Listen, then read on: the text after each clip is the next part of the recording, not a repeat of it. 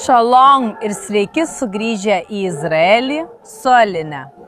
Izraelis vis dar kariauja, bet pažiūrėkite, kaip dabar atrodo Jeruzalės gatvės. Miestas nėra nei gedulo apimtas, nei išsigandęs.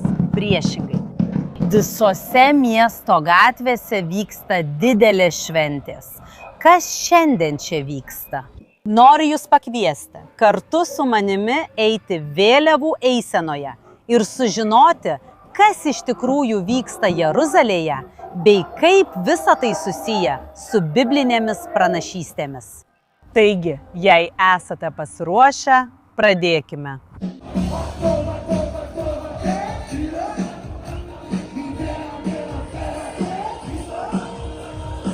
Ką tik gavau mažą vėliavėlę ir eisena jau tuoj prasidės. Tad eikite kartu su mumis pažiūrėti, kas iš tikrųjų vyksta Jeruzalėje šiandien ir kaip tai susiję su Biblija. Einam!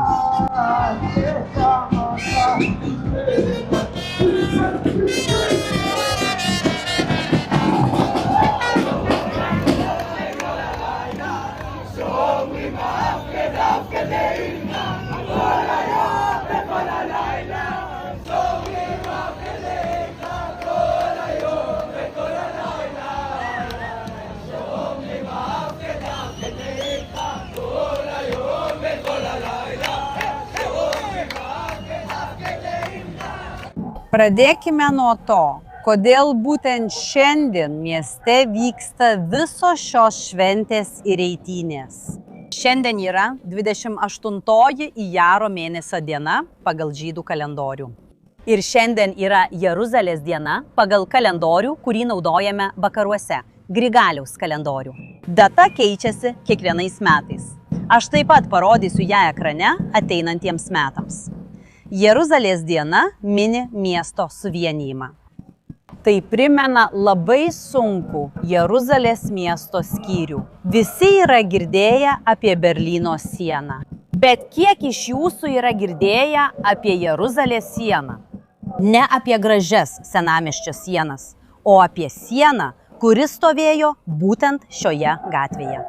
1948 metais Jordanija įsiveržė į šį regioną ir užėmė pusę Jeruzalės, kuri iki tol buvo Britų mandatas. Ir pusė Jeruzalės, visa ta pusė Jeruzalės atiteko Jordanijai. Žmonės nekantrauja pradėti žygį ir iš tikrųjų įžengti į senamiestį. Bet ką aš jums pasakojau, visa ši teritorija buvo Jordanijos rankose, o visa ši teritorija atiteko Izraeliui. Ir 19 metų miestas buvo padalintas. Negalėjai pereiti iš vienos pusės į kitą. Ir nuolat vyko susišaudymai iš Jordanijos pusės į Izraelį. Buvo labai pavojinga būti visoje šioje teritorijoje. Ir po 19 metų miestas buvo suvienytas. Todėl iki šių dienų Jeruzalės ir aplinkinių miestų gyventojai ateina čia švęsti šį įvykį. Tačiau tai tik maža tikrosios Jeruzalės dienos istorijos dalis, kurią ir toliau jums pasakosiu, kol žygiuosime. Einam!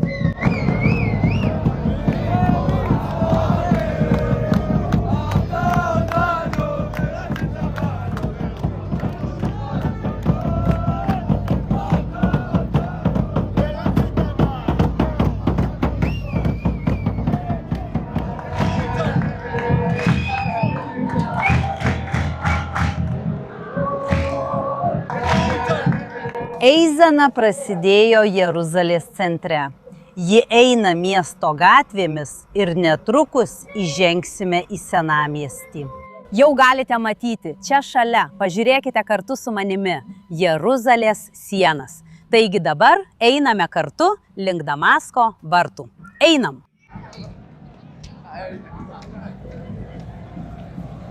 Žvelgiant į vėliavų eiseną, galime matyti labai stiprius pranašiškus atgarsius. Jei skaitome Bibliją, galime matyti, kad Jeruzalės sunaikinimas buvo pranašautas. Ir tai išsipildė 70 metais po Kristaus, kai miestas ir jo šventykla buvo sunaikinti. Ir Izraelio tauta buvo ištremta iš savo žemės. Tačiau lygiai taip, kai pranašai kalbėjo apie miesto sunaikinimą, jie pranašavo ir Jeruzalės atstatymą. Jie pasakoja, kaip Jeruzalė vėl bus apgyvendinta, kad Izraelio tauta sugrįš į savo žemę ir kad miesto gatvės vėl prisipildys gyvybės. Aš juos išvesiu iš tautų ir surinksiu iš visų šalių ir parvesiu juos atgal į jų pačių žemę.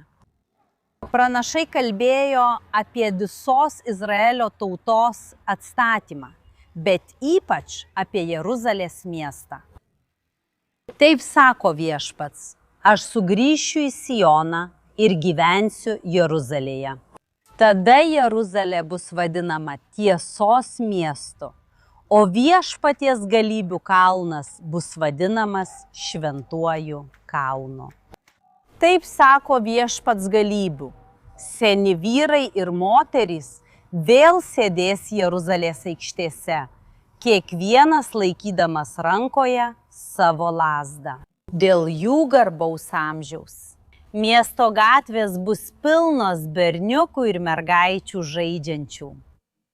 Ir aš tikiu, kad šios pranašystės pildosi mūsų dienomis. Tai procesas prasidėjęs 1948 metais, kai žmonės masiškai pradėjo grįžti į savo žemę.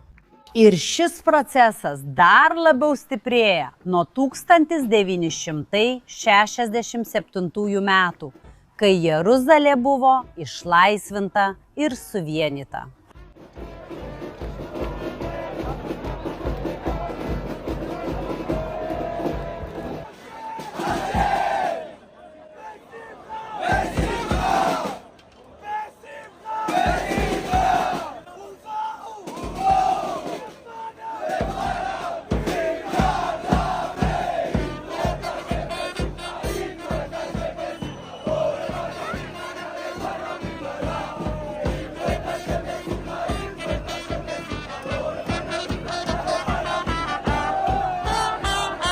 Šis žygis skirtas ne tik prisiminti neseną Jeruzalės praeitį, tai yra miesto suvienijimą prieš 59 metus.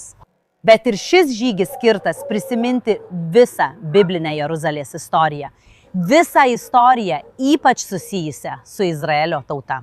Istorija prasidėjusi prieš 3000 metų, kai karalius Dovydas atėjo, užkariavo Jeruzalę ir pavertė ją Izraelio tautos sostinę, kaip yra iki šių dienų. Žinau, kad yra daug žmonių, kurie skleidžia dezinformaciją, kartais netyčia, o kartais tyčia.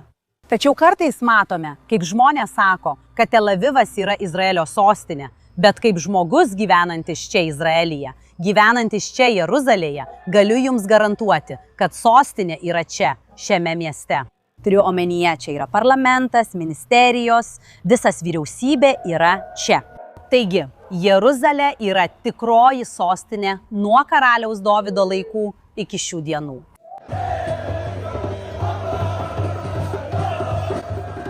Ir dabar atėjo didžioji akimirka įžengti į senamiestį per Damasko vartus.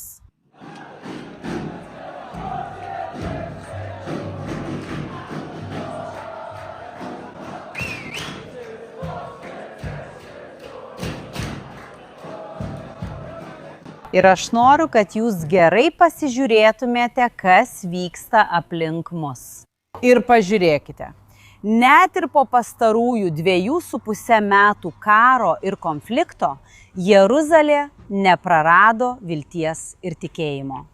Taip, tiesa, kad karas dar nesibaigė, bet tauta, kuri meldėsi beveik 2000 metų, kad galėtų sugrįžti į savo miestą, nesusvyruos dėl kažko laikino.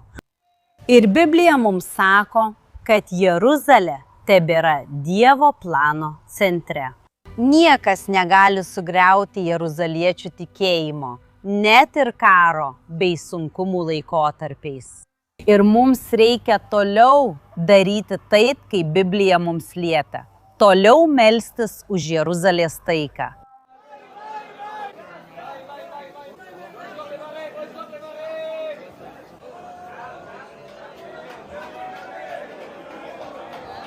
Tikiuosi, kad mane gerai girdite, nes muzika, džiaugsmas ir šventė čia yra nuostabus.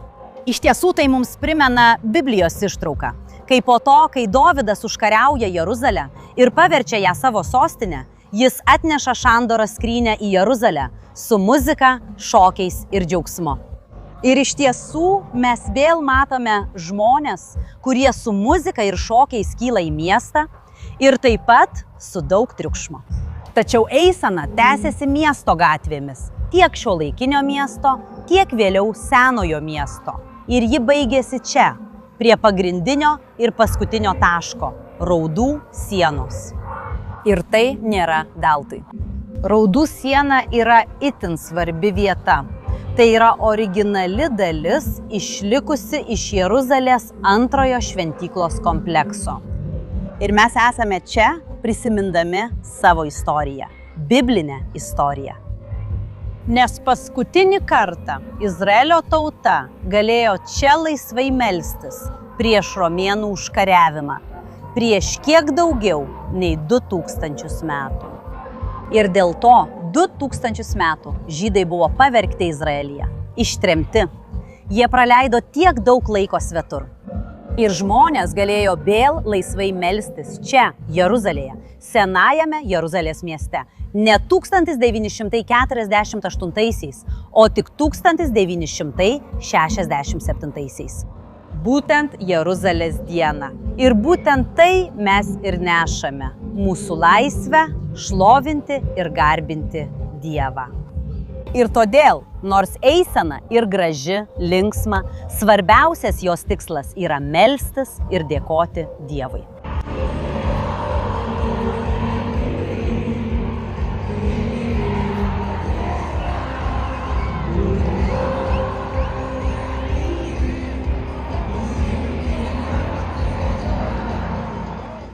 Kai Viešpats atstatė Siono likimą, mes buvome tarsi sapne.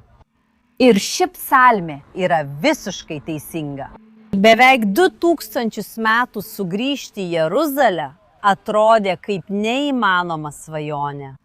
Tremtyje buvo daugybė persekiojimų, žudynių ir netgi holokaustas.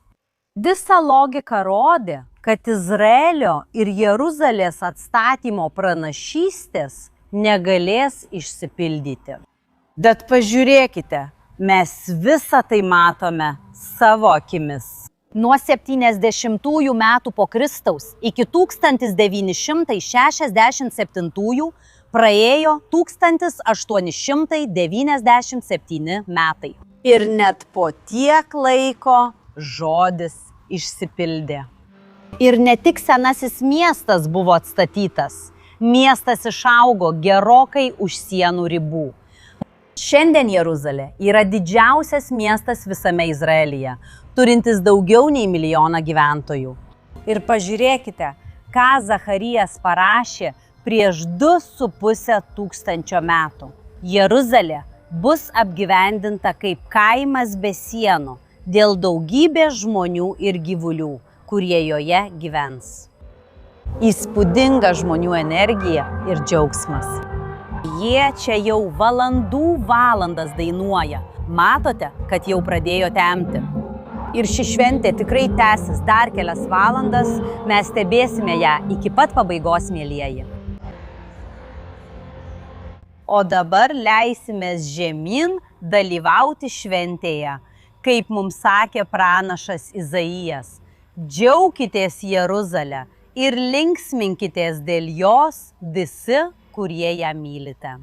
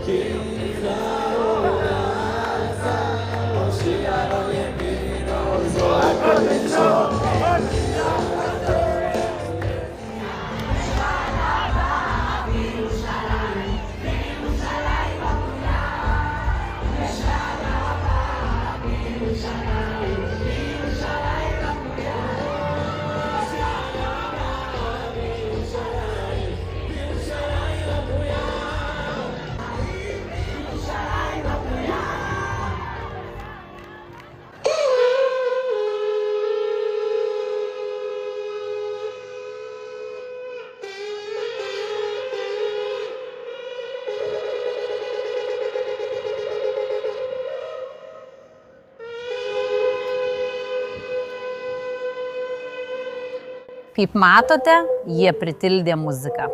O dabar atėjo pagrindinių maldų metas, kad padėkotume Dievui už visus stebuklus, už visas išsipildžiusias pranašystės per pastaruosius dešimtmečius, kurios vis labiau stiprėja. Diena po dienos mes matome, kaip Biblijos pranašystės išsipildo čia, Jeruzalėje. Kartais šiek tiek kitaip, bet visada su didelė meilė Dievui. Tikiuosi, kad jums patiko mūsų šiandienos šiek tiek kitoks vaizdo įrašas ir pasimatysime kitą savaitę.